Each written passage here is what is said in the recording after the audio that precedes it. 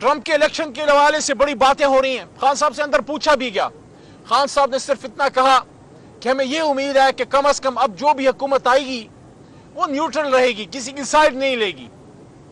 तो मैं ये कहता हूं कि उम्मीद, अली मोहम्मद ये कहता है कि उम्मीद हमें किसी दुनिया की ताकत या शख्स से नहीं है, उम्मीद हमें अपने रब से है। लेकिन ये उम्मीद जरूर है कि ये एडमिनिस्ट्रेशन जो चेंज हुई है, पिछली एडमिनिस्ट्रेशन जो बाइडेन साहब की थी, उसके नीचे रजीम चेंज हुआ था, हमें उम्मीद है कि इस नई एडमिनिस्ट्रेशन को अपनी गलती का एहसास होगा कि एक न्यूक्लियर इस्लामिक स्टेट जिसमें 25 करोड़ की आवाम है, उसके महबूब लीडर को किसी गैर आईनी गलत तरीके से रजीम चेंज करना, ये किसी भी तरह से ना उनके मफाद में है, ना बामी ताल्लुकात के लिए बेहतर है। बल्कि होना तो ये चाहिए कि पाकिस्तान इस इलाके नहीं पूरे दुनिया में एक अहम तरीन इस्लामी मुल्क है, उसको उसकी ड्यू इज्जत मिलनी चाहिए।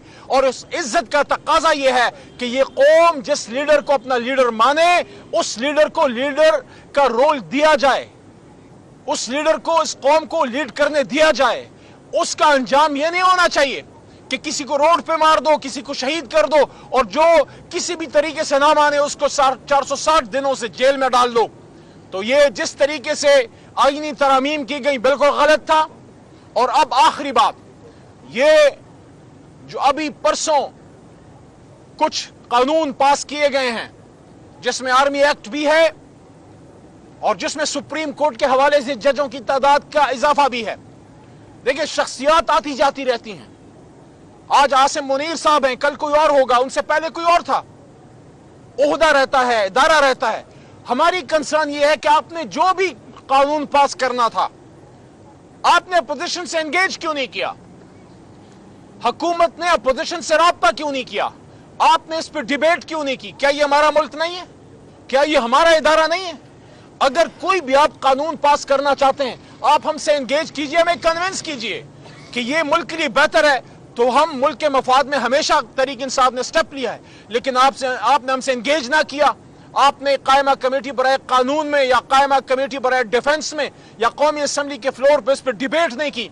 ये इसको पहले कौमी असम्बली को डिबेटिंग क्लब कहते थे, मैंने उस दिन इसका नाम बदल दिया कि डिबेटिंग क्लब की जगह अब इसको पोस्ट ऑफिस कहो, क्योंकि अब तो तकरीर भी नहीं होती, अब तो लिखा लिखाया आता है, उस पर ठप्पा मार देते हैं। बल्कि मैं कहता हूं खर्चा बचाओ, खर्चा बचाओ। सारे पार्लियामेंटेरियंस की जगह एक पोस्ट ऑफिस का क्लर्क बैठा दो ताकि जो चीज आए ठप्पा लगा के आगे फॉरवर्ड कर दे। और अगर ये पार्लियामान है तो फिर यहां डिबेट होनी चाहिए।